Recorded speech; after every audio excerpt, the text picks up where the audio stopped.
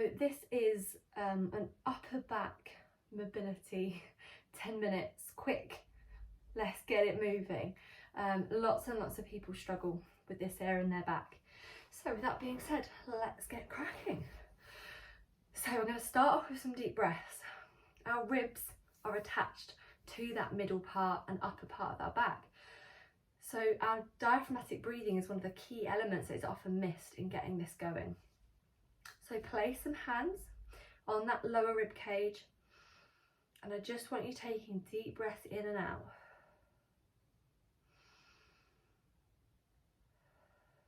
If you feel like you're not getting any movement into your hands here, where is that breath going? Have a feel.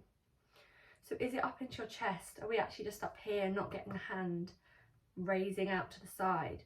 Are we just breathing into our belly and the belly's just pushing out? Our lungs aren't in our belly, they're up in our rib cage. So what I want you to do is focus on that deep inhale, rib cage coming out, breathing in, coming down. Breathing out, coming down my brain. It's late. Deep breath in and it expands out. Breathing out and it comes back in. As you get those deep breaths, we should start to just feel like the whole body is sort of chilling, relaxing, calming. And then we're going to add a little bit of movement. So you're going to put a hand out to the side. Breathe out, come over. Breathe in. Breathe out.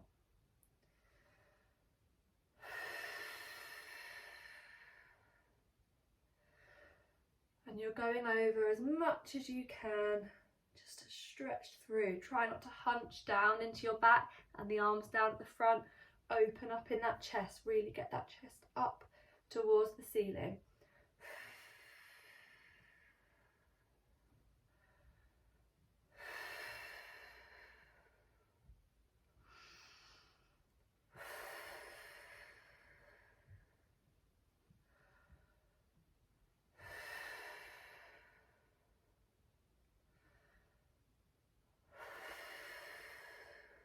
One more each side.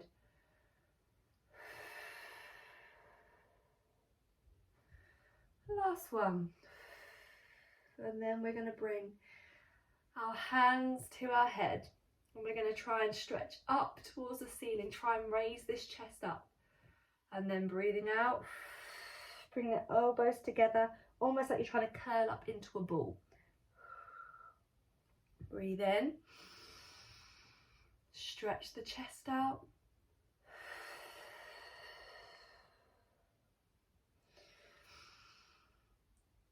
If you're pregnant, then going forward is going to be pretty difficult. Just curve as much as you can. Focus on that chin down to the chest and elbows together. Don't worry about the crunch through the tummy too much.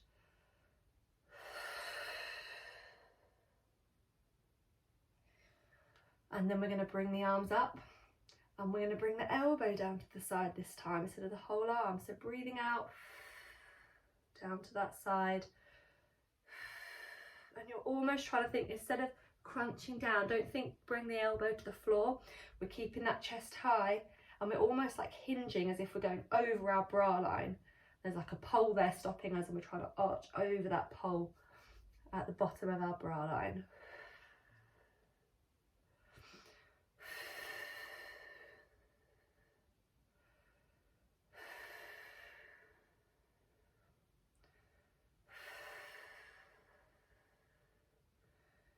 One more each side.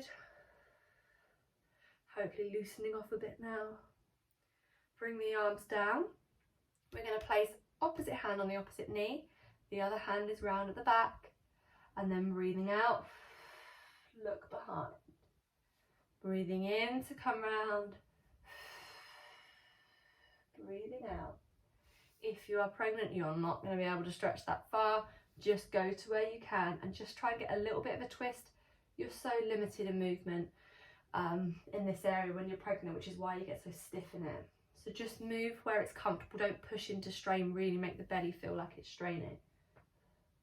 If you've had a C-section and it's pulling, Gentle pulling is good, it's fine. It means we're actually getting to areas that are tight. If it's painful, then you're going to reduce the stretch as well.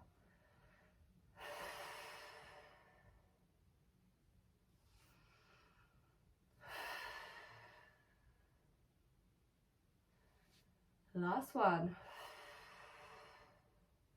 And then we're going to come onto our hands and knees. So I want you to drop your bottom to your heels and place the hands down in front.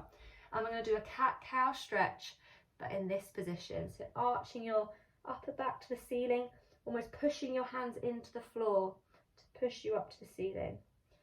And then breathe in, bring those shoulder blades together, bring your boobs down to the floor and looking ahead.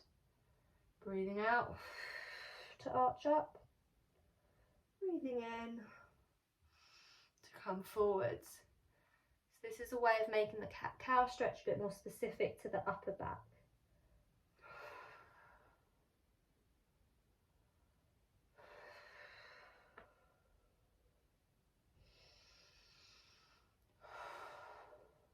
Okay, coming up onto your hands and knees fully, and we're going to do a thread the needle stretch, or I think that's what it's called. So you're bringing that opposite hand underneath the opposite shoulder and kind of stretching through. Now, if you just get your elbow down to the floor and that's where you're comfortable, great. If you can lift up the arm. That's slightly regressed, so we're not stretching too deeply. If you are further along in this journey or more flexible, you can try and get the shoulder down and stretching up. And I just want you to take a few breaths in this position. So either that's the full one, or you're up on your elbow stretching up, or you're just on your elbow resting. If you're heavily pregnant, this is probably where you're going to be. You're still getting a stretch in that middle part of your back. So just take deep breaths in this position, focusing on trying to breathe into that rib cage again. Couple of breaths, and then we're going to the other side. So stretching all the way through if you're super flexible and don't have acute healing going on. If you do, then you are going to be on your elbow. Still stretch up with the arm if you can, get a stretch through that chest, but you're not going to be pushing yourself all the way to the floor if it's pulling to the point where you're in pain.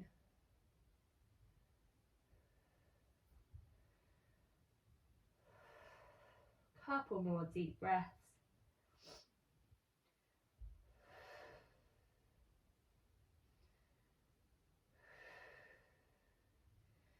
And then we're going to come back up. So the final bit of our stretch is some arm movements, because the muscles around our upper back can also, if we actually get them moving a little bit, working a little bit, it can also help to release some tension.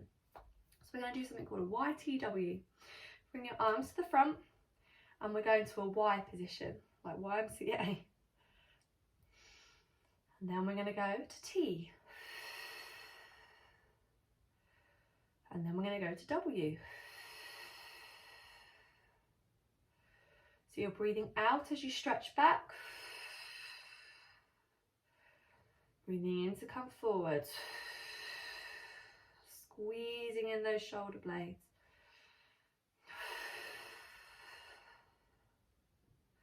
Try not to let the ribs flare out as you do it. So try not to arch in your back as you're doing it and you're up here. We should remain nice and static here, and it's just the arms moving. YTW.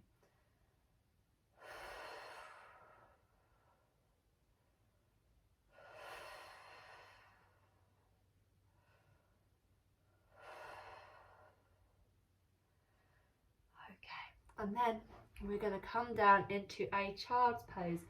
So if you're pregnant, your knees are going to have to be a little bit wider apart. I like everyone's knees to be a bit wider apart anyway, because it's better for a stretch on our pelvic floor. And I just want you to come down and rest. If your bum is up a little bit and you're kind of resting here, don't mind.